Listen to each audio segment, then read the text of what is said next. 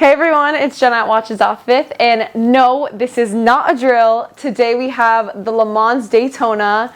We're so excited to show you guys this piece, and we just want to talk about all the historic background and how the Mans came to be. Look at those Paul Newman subdials, come on. So this is reference number 126529LN. It's a standard 40mm Daytona with a 12mm thickness.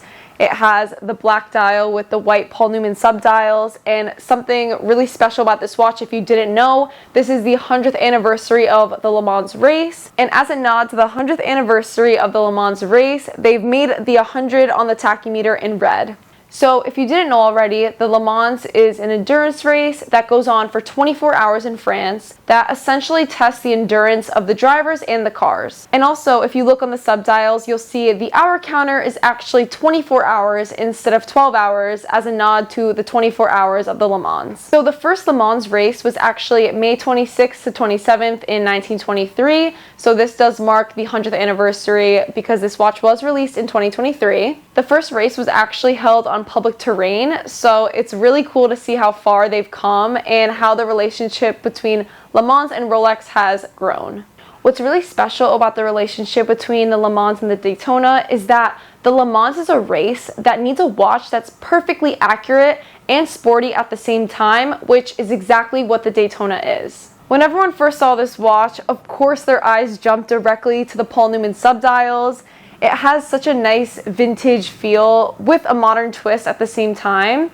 So as you can see, the subdials have a thinner ring around them, and they also have square-shaped hash marks. All of these older details on the watch are very beautifully complemented by the newer tweaks that Rolex has added that has really slightly elevated the watch overall. This Le Mans is perfectly complemented by all of the newer tweaks that Rolex has added to their newer releases of the Daytona, and they perfectly tie everything together. It just looks more sleek. So as you guys may know, they started adding some exhibition case backs to their precious metal watches, and as you can see on the back of the Le Mans, it looks so beautiful. We also have the little red Daytona detail on the back. Just seeing the movement inside the watch is super cool, especially on the Le Mans. Rolex did discontinue this piece after only being in production for 1 year. They did re-release it in yellow golds, but for me, I am sticking with the white gold. It looks more cohesive, classy, timeless, and it definitely has a stealth wealth aspect to it. So it's actually rumored that this piece is one of 100, and we've only seen a few on the market. Also, because of the 100th anniversary, some people are speculating that this could also mean that it's one of 100 pieces. I know I say I love every watch, but I swear I really do love this piece. The nod back at the Paul Newman subdials with the new tweaks that Rolex has added to their modern Daytonas is done so beautifully. I know I say I love every watch, but I swear this one is really something special. From the Paul Newman subdials to the modern tweaks that Rolex has added to their new Daytonas, it really complements and comes together so beautifully.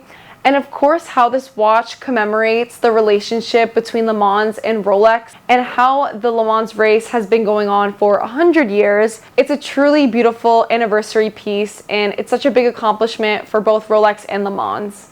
Ever since they've released the yellow gold variation of the Le Mans, I think it would be really cool to see some different dial colors as well. I'm really glad that this watch wasn't a one-off, and they did release the yellow gold variation like I mentioned, and I actually do hope to see a panda version of this. I think it would look really beautiful. That's it. Thank you guys so much for watching today's video. I hope you enjoyed seeing this Daytona Le Mans. Thank you guys so much for watching. I hope you enjoyed seeing this Le Mans Daytona today, and let me know what you think of this watch down in the comments below. If you're interested in this piece or any other timepiece, give us a call or contact us through social media. Like and subscribe, and we'll see you guys next time. Bye!